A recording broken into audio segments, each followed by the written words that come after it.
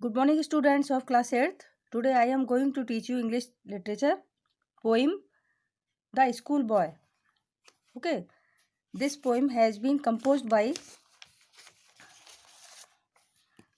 William Blake. यानी the poet of this poem is William Blake. Okay.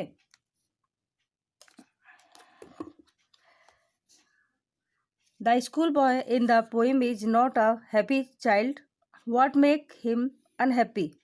Why does he compare himself to a bird that lives in a cage or a plant that withers when it should blossom? Okay. Students, मैं short में explain करती हूँ इसे।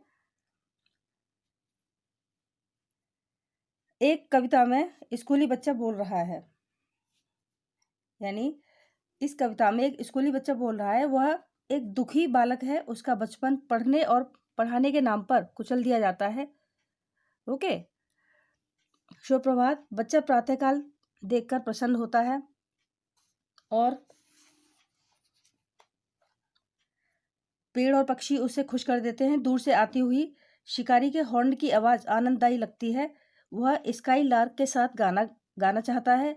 संक्षेप में प्रकृति उसे एक प्रिय साथी की तरह प्रतीत होती है। ठीक है। पर उसका प्रातःकाल दुख में बीतता है। वह स्कूल में चिंता में ग्रसित होता है। स्कूल में चिंता से ग्रस्त जीवन बिताता है। ना ही पुस्तकें और न अध्यापक का भाषण उसे रुचिकर लगते हैं।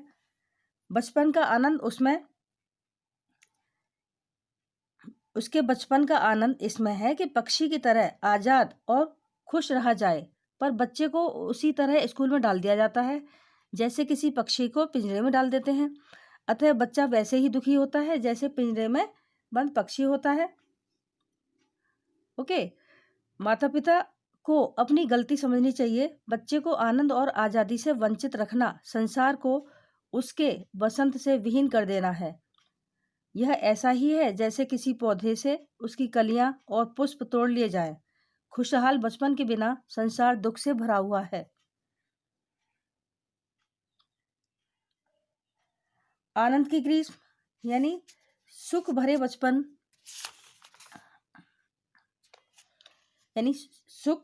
बचपन की अनुपस्थिति में हमारे साथ दुख की शीत ऋतु ही रहेगी। आनंद की गर्मी वहां कभी नहीं आ पाएगी। ओके। अब explanation line wise. The schoolboy in the poem is not a happy child. What makes him unhappy? Why does he compare himself to a bird that lives in a cage or a plant that withers when it should blossom? यानी इस कविता में school जाने वाला लड़का प्रसन्न बालक नहीं है। उसके दुख का क्या कारण है? वह अपनी तुलना पिंजरे में बंद पक्षी या उस मुरझाए पौधे जिसे अभी खिलना था उससे क्यों करता है? Okay.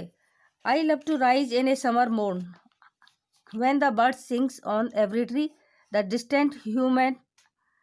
distant huntsman winds his horn and the skylark sings with me. Oh, what sweet company.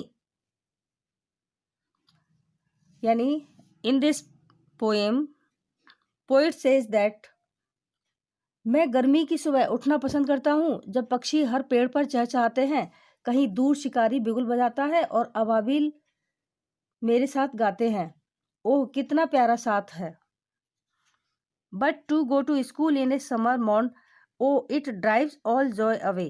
Under a cruel eyes outworn the little ones spend the day in singing, in sighing and dismay. Okay. यानी किंतु in this stanza poet says that किंतु उस गर्मी की सुबह school आना ओ ये सारी खुशी को छीन लेगा। एक निर्दयी आंख अध्यापक के नीचे छोटे बच्चे पूरा दिन बिताते हैं, आह भरते हुए और उदास। Okay. Ah Then at time I dropping sit and spend many an anxious hour, nor in my book can I take delight, nor sit in learning's bore, wound through with the dreary shower. Okay, यानी इन this stanza poet says that oh उस समय मैं झुका हुआ बैठा रहता हूँ और कई चिंतित घंटे बिताता हूँ, किसी भी पुस्तक में मुझे खुशी नहीं मिलती है उस समय, और ना ही विद्यालय के बगीचे छायादार स्थल में बैठ जाता हूँ, मैं इस मनहूस फव्वारे से भी तंग आ जाता हूँ. Okay, how can the bird that is born for joy sit in a cage and sing? How can a child when fears annoy but drop his tender wings and forget his youthful spring? यानी इन this stanza poet says that किस तरह से एक पक्षी जिसका जन्म आनंद के लिए हुआ है एक पिंजरे में बैठकर गा सकता है, और किस तरह से एक बच्चा इस डर में रहता है कि अपने कोमल पंखों को झुकाए हुए अपने युवा बसंत को भूल सकता है. Okay, please turn over.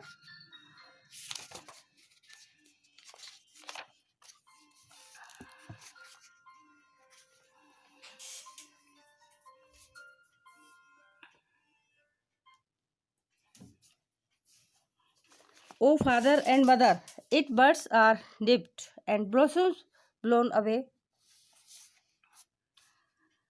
blossoms flown away. And if the tender plants are stripped of their joy in the springing day by sorrow and care's dismay, and shall the summer arise in joy, or the summer fruit appear? Okay, यानी in this stanza poet says that अरे माताओं और पिताओं, यदि कोपलों के खिलने के पहले ही काट दिया जाएगा और फूलों को हवा द्वारा दूर बहा ले जाया जाएगा, यानी हवा उसे बहा ले जाएगी, और छोटे नन्हे पौधों को बसंत के खुशनुमा दिनों में काट दिया जाएगा, तो वे दुखी और भयभीत और उदास हो जाएंगे. Okay, how shell the summer arise in joy और द समर फ्रूट्स अपीयर, यानी तब किस तरह से गर्मी की ऋतु खुशी पूर्वक आएगी या किस तरह गर्मी के फल उत्पन्न होंगे. Okay, is that clear? Thank you students, that's it for today. I hope you enjoyed my class. Similarly, you have to do all the questions and exercise. All the best.